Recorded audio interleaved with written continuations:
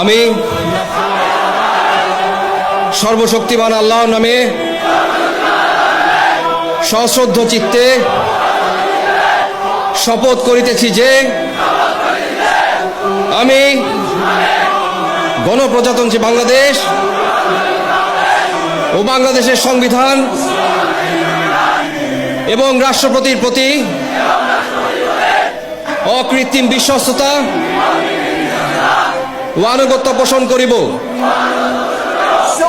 আমি আমার অপরিহার্য কর্তব্য মনে করিয়া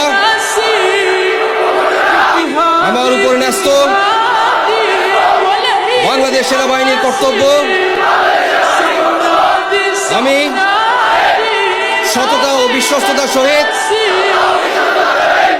পালন করিব এবং আমার প্রতি